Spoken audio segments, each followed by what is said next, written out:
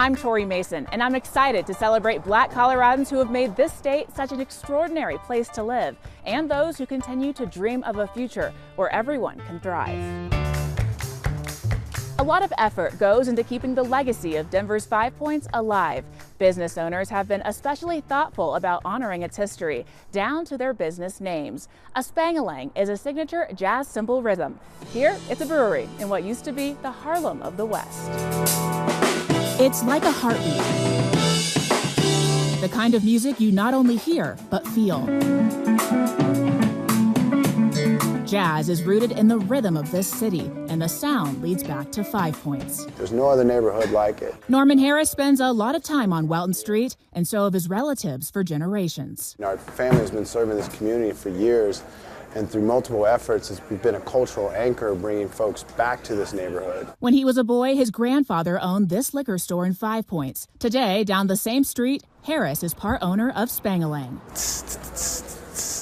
Is a Spangalang. It's also a jazz-themed brewery, a nod to a legacy of music. We had some of the most popular jazz experiences west of the Mississippi River. Terry Gentry at History Colorado still reminisces about that vibrant community. The Rossonian hosted artists like Duke Ellington, My Man Don't Love Me, Billie Holiday, and Nat King Cole. But over time, the music faded. We've had a lot of troubles and challenges in the neighborhood, like it was deemed by city council to be a blighted neighborhood. In the past, 5 Points had over 50 bars and clubs. Today, there's just a handful, working to keep its legacy alive. You see the folks that honor that history by moving it forward. Harris does it every Friday with jazz nights at Spangalang. Put your hands together for Mr. Gregory Goodlove.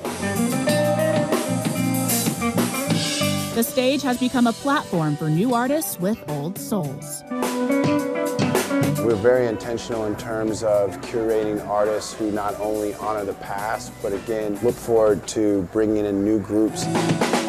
No, 5 Points isn't the entertainment mecca it used to be, but people like Harris won't let its magic or its music fade. It's our responsibility to hold on to what we can and move it forward.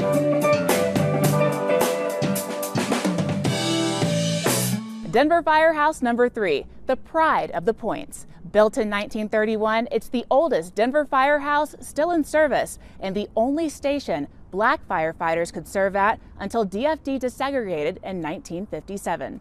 Our Michaelia White tells us more about this treasure and the people who served here. The Blair Caldwell African American Research Library is home to the Blacks in Colorado Hall of Fame, and one of its newest inductees is the first Black man born in our state. William Witzel was born in Gilpin County's Central City, the historic mining town, in 1866. He worked as a brick mason and was dedicated to community service. The first of 9 generations of Coloradans, we spoke to Witzel's great-great-grandson. He was a free man. About 300 descendants of William Witzel call Colorado home. They're singers, writers, artists, and remain a close-knit family. A group of lawmakers is working on legislation to have History Colorado conduct a study on the impact of historically racist state policies affecting Black Coloradans.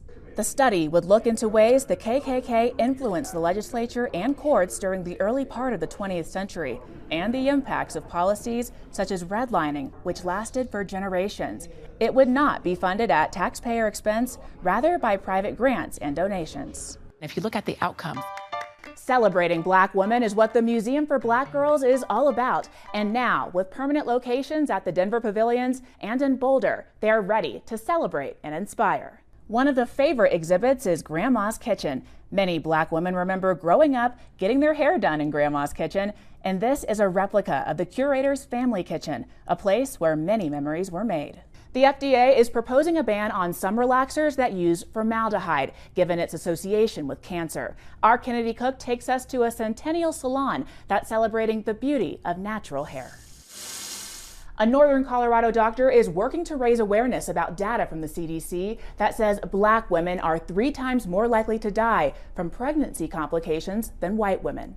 Dr. Dawn Owen Robinson in Louisville has worked as an OBGYN for more than 23 years and says delivering babies is a miracle every time. She urges Black moms to do their research before picking their care teams. Having a doula or advocate by your side during delivery can make a difference. Studies have shown that educated, well-off. Robinson says solutions include better self-advocacy, higher expectation for providers who treat Black women, and training of more doctors and midwives who are Black and brown. A group of Denver Public Schools alumni were disappointed that time and time again, when they'd asked DPS grads how many people in their community went on to success, few if any hands went up. Michael Spencer explains how the group Ednium is on a mission to change that by showcasing the talent of DPS grads, homegrown talent, making meaningful contributions to Denver.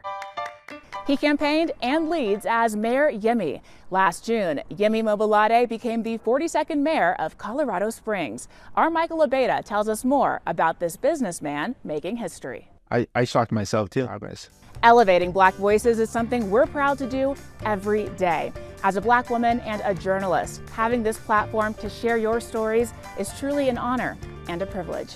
Thank you for joining us on CBS Colorado. I'm Tori Mason. Happy Black History Month.